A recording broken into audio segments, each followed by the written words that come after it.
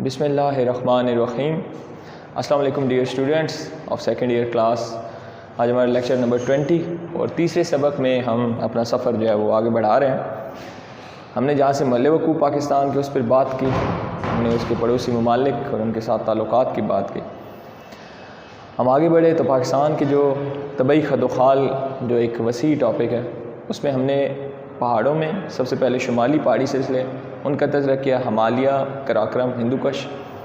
फिर हम वस्ती और जनूबी जो हमारे पास आ जाते हैं इलाके, मगरबी और जो वस्ती, उनके ऊपर हमने बात की। इसके बाद अब हमारा जो टॉपिक है वो अब आ गया पहाड़ों से थोड़ा सा हम नीचे उतरते हैं, उससे कम बुलंदी यानी कि सतह मुर्तफ़ा, मैदान, सहरा और हमारे पास साहिल, इनकी बात आज हम कोशिश करेंगे। और पाकिस्तान में जो खूबसूरत वादियाँ हैं उनका तज़किरा भी इस आज के लेक्चर में किया जाएगा। यहाँ पर आपको अगर किताब पे देखेंगे तो आपको पैराग्राफ्स नज़र आएंगे, सतह मुर्तफ़ा पोटवार और सतह मुर्तफ़ा बलूचिस्तान। ये तो मुख्तसर हैं, आपको बड़े आसानी से समझ आ जाएंगे। लेकिन आगे जब हम बढ़ते हैं तो उसमें हम मैदानों का तज़किरा करते हैं, तो उसमें थोड़ी सी बात समझने की ज़रूरत आ जाती है, ख़ास तौर पे दरियाए सिंध का बालाई मैदान।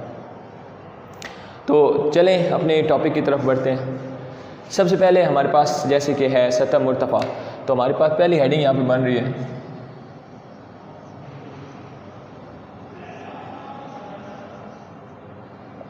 सतह मुर्तफ़ा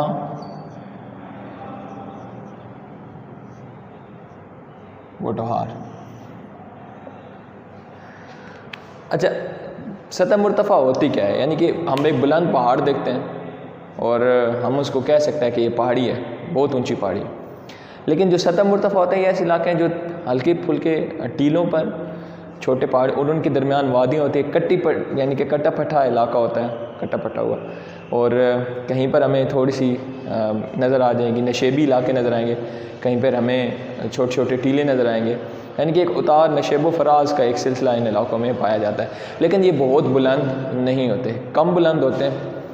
और अगर इनमें हम बात करें कि इनमें हल्की फुल्की सी पहाड़ियाँ हमें कहीं पर नज़र आती हैं, लेकिन वहाँ पर हम दामनी इलाके भी नज़र आते हैं, नशेबी इलाके भी नज़र आते हैं, घाटियाँ नज़र आती हैं, लेकिन ये बुलंदी के अतबार से ज़्यादा नहीं होती। और कहीं कहीं पर इनके ऊपर अचानक काफ़ी बड़े बड़े मैदान भी आ जाते हैं। मैं अगर अपने इलाके की बात करूँ तो यहाँ पर आप देखें तो इसके हमें एक तरफ से हम आएंगे तो हमें अचानक उतराइयाँ और फिर चढ़ाइयाँ नज़र आएंगी, फिर थोड़ा सा ऐसा इलाका बिल्कुल स्ट्रेट नज़र आएगा, फिर उसके बाद फॉल आएगा, फिर उतराई और फिर चढ़ाई। और ये सिलसिला करते करते हमें अपने पूरे इलाके में, हम चकवाल से लेकर मियाँ वाली तक सफ़र करें तो हमें ये भरपूर तरीके से ये चीज़ें जो हैं ये नज़र आती हैं। यानी कि स्ट्रेट नहीं सड़क चलती, हम वहाँ पर देखते हैं उतराइयाँ आ रही हैं, चढ़ाइयाँ आ रही हैं, तो ज़ाहिर बात है ये इलाके भी इसी किस्म के हैं। कहीं पर बुलंदी बढ़ जाती है, कहीं पर बुलंदी कम हो जाती है। घाटियों में नाले बह रहे होते हैं, ठीक है, जो बरसाती नाले होते हैं वो बह रहे होते हैं। और ये पूरा इलाका, इसलिए हम इसको सतह मुर्तफ़ा पोटवार कहते हैं। सही है। अब इसको सतह मुर्तफ़ा तो आपको समझ आ गया, ऐसा यानी कि इलाका जो कम यानी कि बुलंदी वाला और उसके ऊपर मैदान हो, कहीं पर घाटियाँ और कट्टा पट्टा इलाका जो होता है, इसको हम क्या कहते हैं? सतह मुर्तफ़ा कहते हैं। अब हम तज़किरा करते हैं सतह मुर्तफ़ा। अब बहुत सी चीज़ें ऐसी हैं जिसको आपने सबसे पहले समत बतानी होती है कि ये किस जगह पर है। यानी कि जैसे बुक में लिखा हुआ है कि हम आपका शवालिक और ये जो हमारी सगीर है इसके और कोहिस्तान नमक के जनूब कोहिस्तान नमक के दरमियान, अगर हम आप ये कहें कि दरियाए सिंध और दरियाए जेलम के दरमियान का इलाका जो है, इसको हम क्या कहते हैं? सतह मुर्तफ़ा पोटवार। दरियाए जेलम एक तरफ है, दरियाए सिंध एक तरफ है, इसके दरमियान का जो इलाका है इसको हम क्या कहेंगे? सतह मुर्तफ़ा। ये शवालिक वगैरह जो है कि पहाड़ियाँ, इनके जनूब में आ जाता है, ठीक है। कोहिस्तान नमक के शुमाल में आएगा, कोहिस्तान नमक के जो वो जनूब में है क्योंकि सतह मुर्तफ़ा पोटवार के, तो हम कहेंगे कि सतह मुर्तफ़ा पोटवार जो है वो कोहिस्तान नमक के शुमाल में है, जैसा कि कोहिस्तान नमक सतह मुर्तफ़ा के जनूब में वाक़ है। दरियाए सिंध और दरियाए जेलम के दरमियान ये सतह मुर्तफ़ा वाक़ है। इसकी औसत बुलंदी जो है वो कितनी? 600 मीटर है। ठीक है, यहाँ तक हमने सम्प भी समझ ली, यहाँ पर ज़्यादा से ज़्यादा ऊंचाई कितनी है ये भी समझ ली। इसका खूबसूरत मकाम सकेसर है, हम बात कर रहे थे इसके सतह मुर्तफ़ा पोटवार की। अच्छा, 600 मीटर इसकी बुलंदी है। अब इस इलाके में कौन सी ज़खायर मादनी ज़्यादा पाया जाता है? कोयला, नमक और जिप्सम वगैरह इस इलाके के अहम जो है वो मादनियात शुमार किए जाते हैं। ठीक है, दरियाए सिंध और दरियाए जेहलम के दरमियान, कोहिस्तान नमक के शुमाल में शवालिक और इन पहाड़ियों के जनूब में सतह मुर्तफ़ा पोटवार जो है वो वाक़ 600 मीटर इसकी औसत बुलंदी है। और इसमें जो इसका जो अहम दरिया जो इस सतह मुर्तफ़ा में बहता है वो है दरियाए सवां। दरियाए सवां इस इलाके का अहम दरिया है। ठीक है, आप समझ आ गए। 600 इसकी औसत बुलंदी है। जिप्सम, कोयला, नमक यहाँ के अहम यानी कि मादनियात में शुमार किया जाता है। और तेल भी इस इलाके की एक अहम, जिसको हम कहते हैं कि ज़रूरत के तौर पर हमारे पास सतह मुर्तफ़ा में तेल के बेशुमार अहम ज़खायर है, जिसमें म्याल, हमारे पास बलकसर वगैरह के इलाके बड़े मशहूर हैं, जहाँ से तेल की पैदावार जो है वो की जा रही है, हासिल की जा रही है। इसके बाद हमारे पास आ जाता है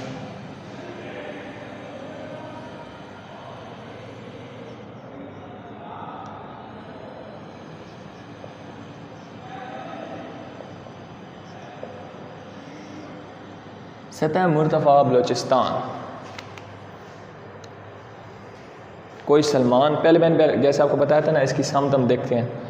सतह मुर्तफ़ा की समत क्या थी? दरिया सिंध और दरियाए जेहलम के दरमियान, कोहिस्तान नमक का शुमाल, झेली जो हमाली है उसका जनूब। सतह मुर्तफ़ा बलोचिस्तान, सतह मुर्तफ़ा बलोचिस्तान ये किधर है?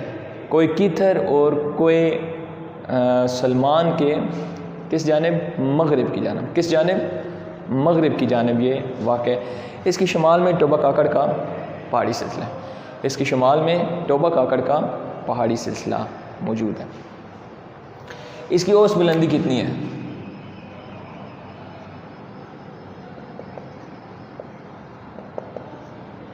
इसकी है जी 900 मीटर। कितनी?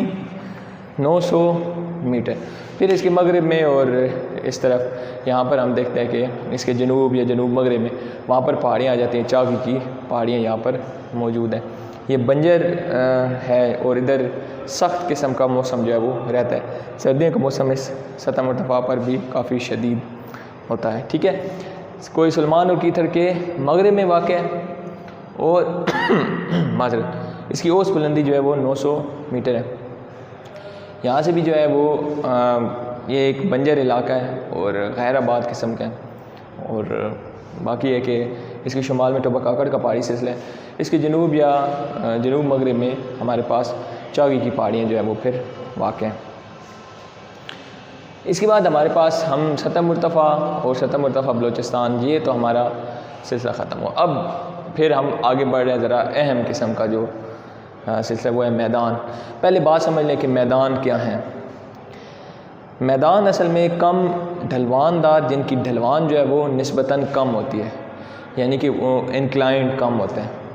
ठीक है, दूसरा निस्बतन हमवार होते हैं, हमवार सीधे होते हैं।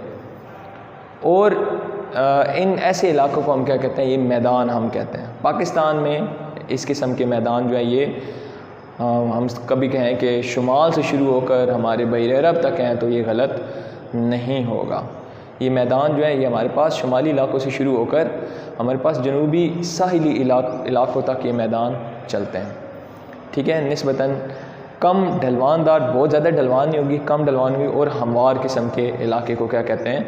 मैदान कहते हैं। अब हम इसकी तारीफ़ के बाद जो हमारे पास अहम मैदान है वो हम डिस्कस करेंगे। जो सबसे बड़ी पहली बात हमारे पास आ रही है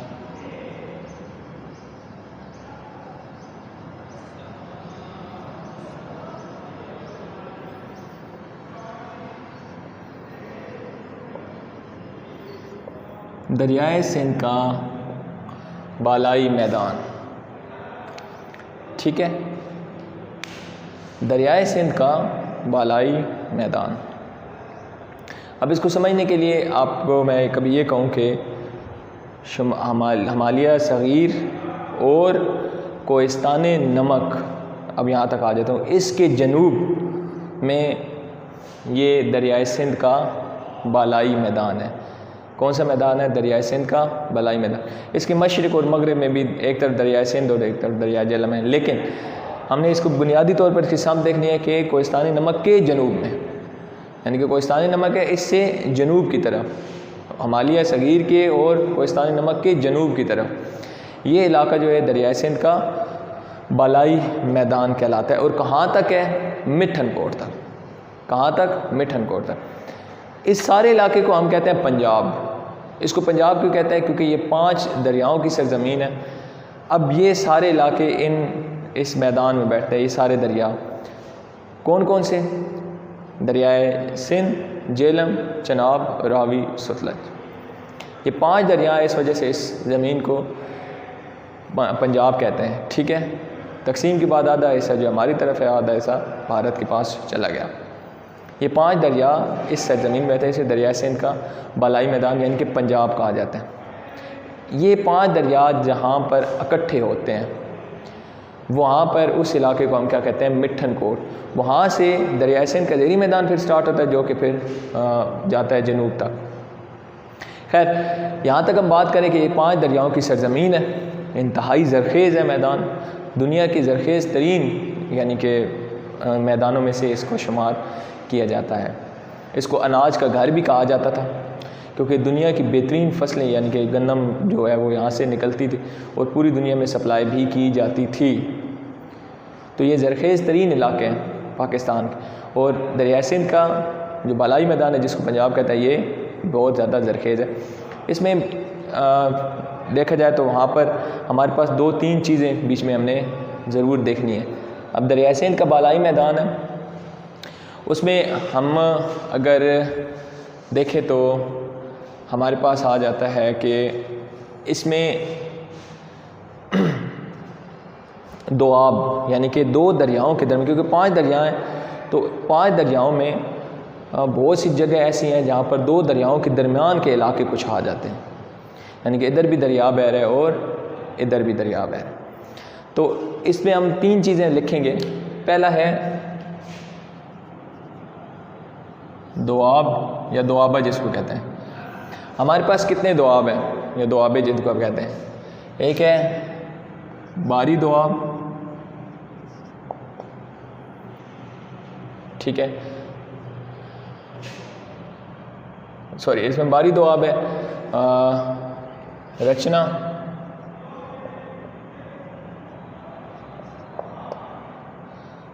चच और सिंध सागर दोआब। ये हमारे पास दोआब है क्योंकि 5 दरिया हैं तो 5 दरियाओं के दरमियान के इलाके भी मौजूद हैं। तो इसमें कौन कौन से दोआब हैं? बारी दोआब, रचना दोआब,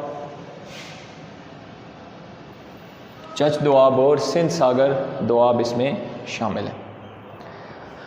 अच्छा, अब एक और बात कि यहाँ पर इस दोआब के बाद हम एक और बात इसमें देखेंगे कि अब ये जो ज़रखेज़ इलाके हैं वहाँ पर ज़ाहिर बात है ज़रखेज़ी तो पानियों की वजह इसके साथ है ही, लेकिन इसके अलावा एक और बात भी इसमें है और वो है कि जब ये दरिया बहते हैं और दरिया बहने के बाद यहाँ पर जो आती है हमारे पास मिट्टी दरियाओं की, तो वो दरियाओं के किनारों पर अपनी तह बना लेती है। क्या बना लेती है? तह बनाती जाती है, जिनको हम क्या कहते हैं? बार कहते हैं। क्या कहते हैं? बार कहते हैं। ये इंतहाई ज़रखेज़ होती है, यानी कि दरिया बह जाते हैं और उनके साथ लाई हुई मिट्टी जो है वो दरियाओं के किनारों पर तहें उसकी बनती जाती हैं, तह नशीन होती जाती हैं और ये इलाके इंतहाई जो है वो हो जाते हैं ज़रखेज़। और ये जो बार होती है इंतहाई ज़रखेज़ इलाके होते हैं, यहाँ पर बेहतरीन फसलें होती हैं। तो हमारे पास दूसरी यहाँ पर हेडिंग हम यहाँ बनाएंगे बार। बार कौन कौन सी है जी? इसमें दरिया सिंध के बालाई मैदान में तो उसमें है सांदिल बार, कराना बार और नीली बार। ये 3 बार जो हैं ये हमारे पास हैं, मौजूद है। इसमें सांदिल बार है, कराना बार है और नीली बार। जैसे दोआब हम देखा, बारी दोआब, रचना दोआब, चश दोआब, सिंध सागर दोआब, हमारे पास 2 दरियाओं के दरमियान के इलाके मौजूद हैं। तो हमारे पास जो दरियाओं में लाई हुई ज़रख़ेज़ मिट्टी है, जो दरियाओं के साथ के इलाकों में तय नशीन होते होते हो जाती है और बहुत ज़्यादा ज़रख़ेज़ होती है, वो बार हम कहते हैं। उसमें 3 बार हमने बता दी। इसके बाद आप देखिए कि दरियाए सिंध के जो बालाई से इसमें इसके मगरिब में कुछ हमारे पास आ जाते हैं दामनी मैदान है, ठीक है, और वसी मैदान, यानी कि दामन में भी हैं और फिर यानी कि एक वादी की जैसे आप समझ, लेकिन दामन है और काफ़ी वसी इलाका मैदान पर मुश्तमिल। उनको क्या कहा जाता है? डेरा जात कहा जाता है। क्या कहा जाता है?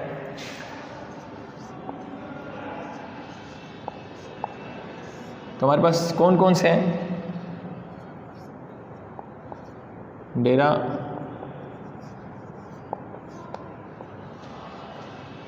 डेरा इस्माइल खान,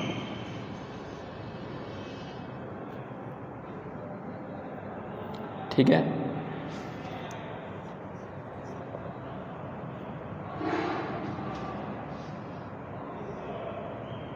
हमारे पास 2 डेरे हैं, डेरा गाजी खान और डेरा इस्माइल खान के मारूफ हैं आपके पास, ये आप इसको समझ सकते हैं। इसके बाद हमारे पास डेरा जात के बाद हम चलते हैं थोड़े से ऊपर वाले इलाके में, वो है पेशावर के मैदान जो है। अब पेशावर के जब मैदान आता है, पेशावर का मैदान शुमाल मगरिब में दरियाए काबुल के साथ तक ये फैला हुआ है, ठीक है। जो पेशावर का मैदान है वो शुमाल मगरिब में दरियाए काबुल तक जो है वो फैला हुआ है। ये पेशावर की तरफ का जो मैदानी इलाका है, ये मैं उसकी बात कर रहा हूँ। अच्छा, दरियाए काबुल जो है उसके ऊपर बहुत बड़ा डैम जो है वो बनाया गया, जिसको कहते हैं वारसक डैम। ये अटक के मकाम पर आकर दरियाए काबुल जो है ये दरियाए सिंध का हिस्सा बन जाता है, ठीक है। अटक के मकाम पर दरियाए काबुल जो है वो दरियाए सिंध का हिस्सा बन जाता है। वारसक का डैम जो है ये इस इलाके पर मौजूद है। इसके बाद हमारे पास आ जाता है दरियाए सिंध का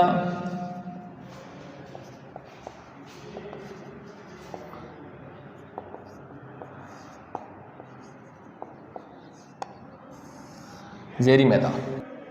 तो दरियाए सिंध का ज़ेरी मैदान ये हमारी हेडिंग है।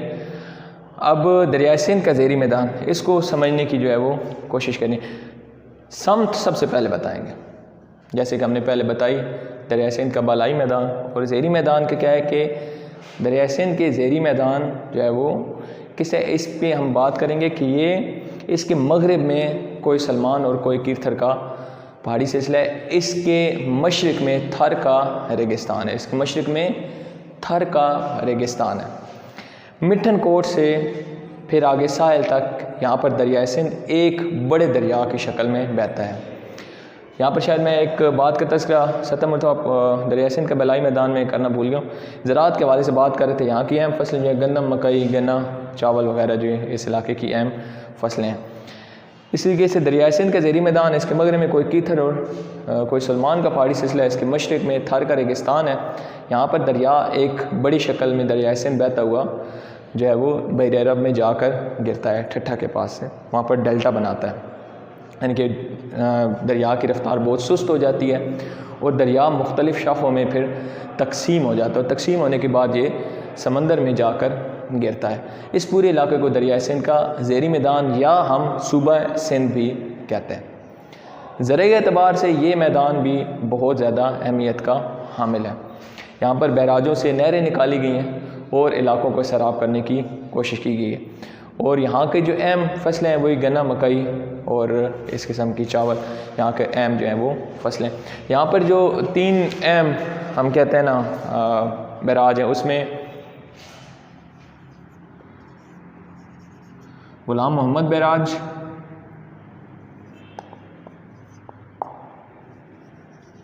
सखर बैराज, गड्डू बैराज यहाँ की अहम फसलें, यहाँ के अहम बैराज हैं।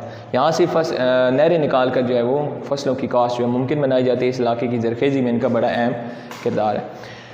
और अब हम इसके बाद बढ़ते हैं और हमारे पास आ जाता है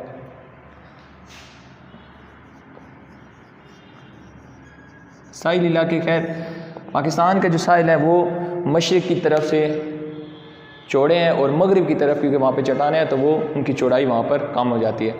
ये दरियाए सिंध और ये सूबा सिंध और सूबा बलूचिस्तान का जो साहिल इलाका है इस पर ये मुहीत है। यहाँ पर गवादर, पोर्ट कासिम और कराची की अहम बंदरगाहें वाक़ हैं। इसके बाद है रेगिस्तानी इलाके। यहाँ पर मैदान लिख लें तो बेहतर होगा, रेगिस्तानी मैदान।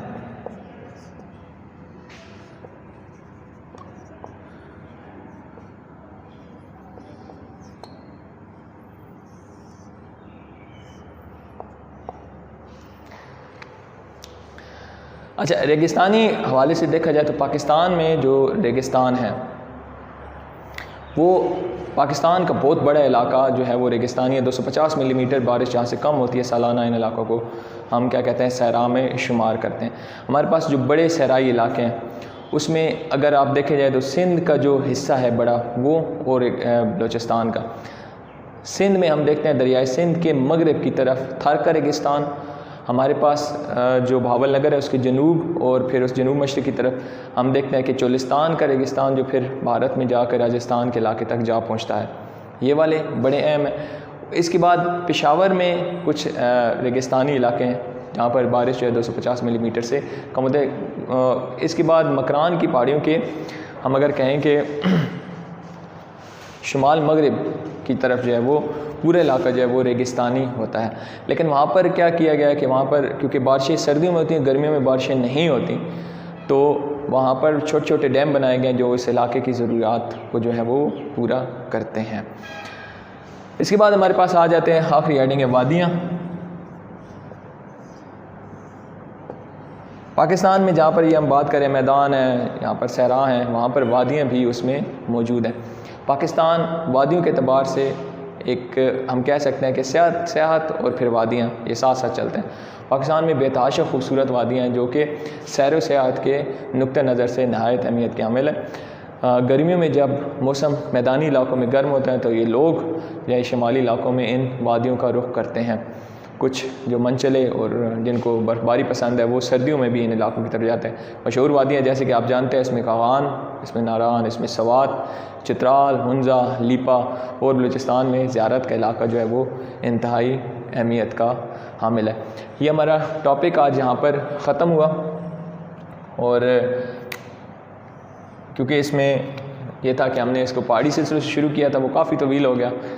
आज कोशिश की कि आपको मुख्तसर लेकिन बेहतर तरीके से आपको इन तमाम चीज़ों का जायज़ा जो है वो फराहम किया जा सके। सतह मुर्तफ़ा कोटवार बलूचिस्तान की बात की, दरिया सिंध का बलाई मैदान, ज़ेरी मैदान, फिर साहिली इलाके या मैदान और हमारे पास रेगिस्तानी इलाके मैदान या इलाके और फिर वादियों का हमने तज़किरा किया। उम्मीद करता हूँ आपको ये लेक्चर अच्छे तरीके से समझ आ गया होगा। अगले लेक्चर तक के लिए अल्लाह हाफ़िज़।